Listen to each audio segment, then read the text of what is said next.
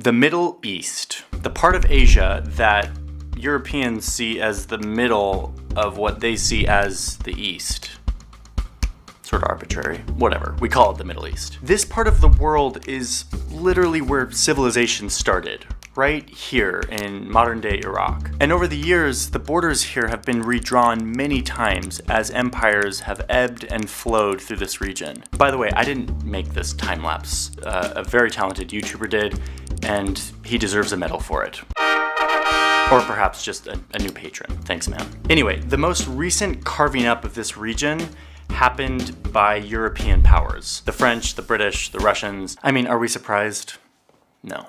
Like, of course it was the British, of course it was the French, of course it was Europeans, of course. The lines they drew didn't really take into account language or ethnicity or regional identity. They just sort of sliced it all up amongst themselves and said, these are our new regions of power in the Middle East. Eventually those European powers left, but the lines they drew stuck around and became the skeleton for what the borders look like today. And this is where our story starts. In the 1930s, here in the modern Middle East. At this point, across the ocean, there was this growing superpower that had spent the last century moving west, taking over this whole continent and beyond deep into the Pacific Ocean. We've talked about that a bit. But things were changing. The world had just fought a brutal world war that was fought with new weapons that were powered by this new important substance, oil. Germany lost that war, in part because they didn't have access to enough oil to keep up with this new style of warfare that relied a lot more on machines. The young superpower realized that access to this stuff would determine who would be powerful and who would not. So they stopped looking west for a moment and turned east, with hopes of finding the fuel they needed to build their power. The US presence in the Middle East started with one little dot, right here. But soon that dot would expand into a sprawling network of alliances, covert attacks, flows of weapons, money, and the building of innumerable bases, and eventually turning into full-on ground wars. This is how the US stole the Middle East. Ready and willing to employ all means necessary.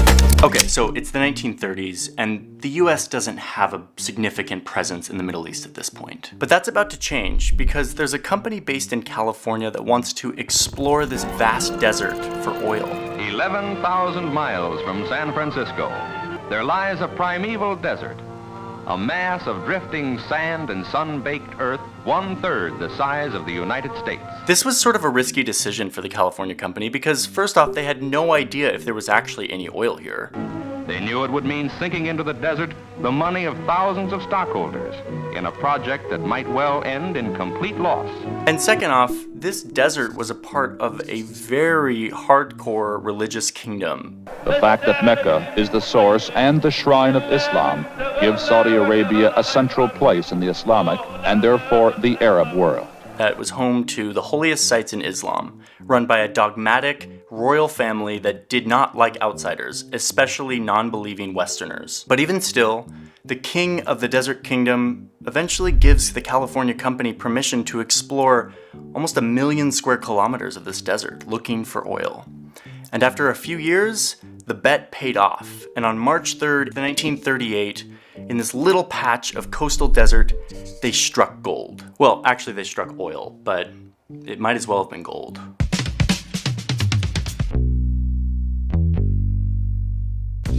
So throughout the 30s and 40s, American oil executives, workers, and their families started flocking to the Middle East, establishing the first significant American presence in the region. They set up little cities around the oil operation that were little slices of America, full of the deepest sinful behavior, like allowing women to drive and the consumption of alcohol. Here is another American colony, complete with air-conditioned houses, 2 hospitals, and an outdoor movie theater. This is the sort of stuff that is very off limits in Saudi Arabia. It's literally illegal at this point. So you have a lot of Saudis who are not happy about their government letting the Americans in to behave however they want. But the oil kept flowing, and soon the US government goes to the royal family and says, listen, the oil is flowing better than ever, this is awesome, how about we build a little military base attached to our little oil city so that we can, protect you and protect us and protect the oil and stuff. And the Saudis are like, okay, having the great Satan come to our country for oil is one thing, but letting them set up a full-on military base on our soil, and especially when everyone in our country is not happy with their presence in the first place. But, said the royal family, all of this oil is really valuable and it's really nice and we're getting super rich, so they're like, yeah, sure, set up the base. But there was one stipulation that the Saudis had for the Americans. You are not allowed to literally plant a flag, no flagpoles of the United States. You cannot put your flag anywhere on this base. Instead, you can put a little plaque on the side of the building so that your flag is not literally on our soil. And that was the deal. And that's exactly what happened. The US sets up its first military operation in the Middle East in the form of a landing strip that is right next to this oil field. Okay, so all of this infrastructure that the Americans were building required someone to build it. They needed a construction company. And there was one construction company that the Americans really liked that helped them build their oil city and their base. This company was founded and run by a guy named Mohammed. Now listen, do you think I'm really giving you the backstory on the construction company that built the air base in the oil city just because that's interesting and I like to talk about construction? No, this is actually very relevant to the story, and you will see why very soon. So the Americans and the Saudis are having this forbidden oil bromance, and it's going really well, and the oil is flowing, everyone's getting rich. And meanwhile, the rest of the Middle East is looking at Saudi Arabia, and they're like, dude, WTF, why are you in bed with America? And why are you letting them set up a landing strip in your country? And the Saudi royals are like, do you realize how rich we're getting right now? If you were in our position, you would do the same thing, Egypt. Okay, so it's the 1950s, and let's get back to Mohammed, the construction guy. His company, by this point, is thriving. The American presence in oil land is just exploding, and he is building all of the stuff for it. And so this guy has a giant business. And he starts to have children. Well, in fact, he had a lot of children, 54 children, because he had 22 wives, because that is a thing in Saudi Arabia to this day. Anyway, the point is, one of Mohammed's sons is named Osama.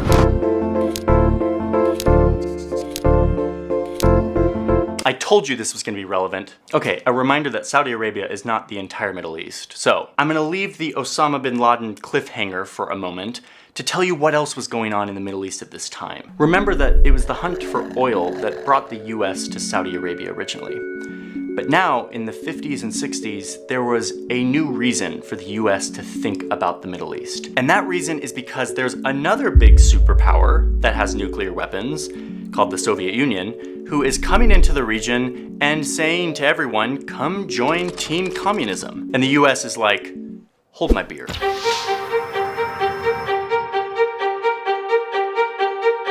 So in addition to oil, the US is now involved in trying to not let the Soviet Union have any power in this region. Over in Iran, there was a democratically elected leader that the US didn't like. They thought he was maybe a little too friendly with the Soviet Union. So they worked together with the British to literally overthrow the government of Iran so that they could install a dictatorial leader that was more friendly to the United States. Little side note here, the airport that I fly out of here in DC is named after the guy who gave the go-ahead for this coup in Iran, John Foster Dulles. So I'm reminded of the whole Iran thing every time I fly. So the US has its oil thing, it's now involved in trying to prop up a dictator in Iran. There's another big thing happening that brings the US into the region, which is that the newly declared state of Israel is starting to piss off its neighbors and starting to look to the US for support. And the US gladly offers it, seeing Israel as a friendly nation in the region that could be a big proponent of US interests. So the US starts to fund Israel with tons of money and fighter jets and all of these things to help them fight their wars against their Arab neighbors. There was a debate happening in the United States on whether or not they should actually do all of this to support Israel so intensely, because they knew if they did, they were going to piss off all of the neighbors in the Middle East. And all of the neighbors are the ones who had the oil. In the end, the US did decide to support Israel. And with that came a major backlash from all of these oil-producing countries in the neighborhood. It's a crisis of such proportion that we probably haven't even begun to grasp it yet as far as the country is concerned. Scenes like this are becoming all too common on both sides of the Atlantic. But for America, they are more ominous. They tell the Arabs that their oil weapon is wounding America, the country that supports and supplies their enemy Israel. Eventually, this backlash against supporting Israel kind of calmed down. There was some peace talks. And anyway, let's get back to Mohammed, the construction guy, and his son Osama, because this is where it really starts to heat up. And it is this world of religious authority and deeply rooted traditions that is now being challenged by the wealth of oil and the Western invasion it has brought. So it's now the 70s, and Mohammed bin Laden, the construction guy, is now insanely rich. His construction company is giant, his 54 children are also rich, and his son Osama is growing up, and is in his 20s, and is looking around at all of this stuff happening in Iran and in Israel, and is starting to feel really uncomfortable with the notion of his family being so supportive of American presence in the Middle East, and his government, this religious kingdom, home of Mecca and Medina, being so okay with the US so embedded in the Middle East at this point. These are ancient, holy lands. Why is my government and my family supporting this great Satan superpower coming in and becoming so involved in the Middle East? So bin Laden sets out on a lifelong quest to fight back against these superpowers, not just the US, but also the Soviet Union, invading the Middle East. He heads to Afghanistan, where the Soviet Union is invading Afghanistan, trying to take it over. Bin Laden wants to fight back. By the way, the same year in Iran, that dictator that the US put in gets overthrown in a giant religious revolution that gets rid of the old dictator that the US liked and puts in a religious government headed by this guy, Ayatollah Khomeini. This new government takes a bunch of Americans hostage and starts off hating the United States. And I mean, can you blame them? If someone overthrew the person I elected, I would be pretty pissed too. So anyway, back to bin Laden. He arrives to Afghanistan with a few things. Number one, a bunch of money. Remember, his family's like super rich. He also comes with construction infrastructure because he's like a construction guy. Like his family knows construction and infrastructure building. But most importantly, he comes with an obsessive dedication to fighting back against any superpower that is invading the Middle East. So Osama joins in with all of these rebel fighters who are fighting back against the Soviet Union, and they fight a long, brutal war. By the way, the US was secretly loving this, loving that the Soviet Union was getting like beat back by these like rebel fighters. So they end up sending loads of weapons and money and support to these fighters, something that will come back to bite them a few decades later. Eventually, Osama and the Afghan fighters beat back the Soviet Union. It was 10 brutal years of war, and by the end, these fighters were battle-hardened. Osama was now completely dedicated to his cause of fighting back against superpowers who were coming into the Middle East.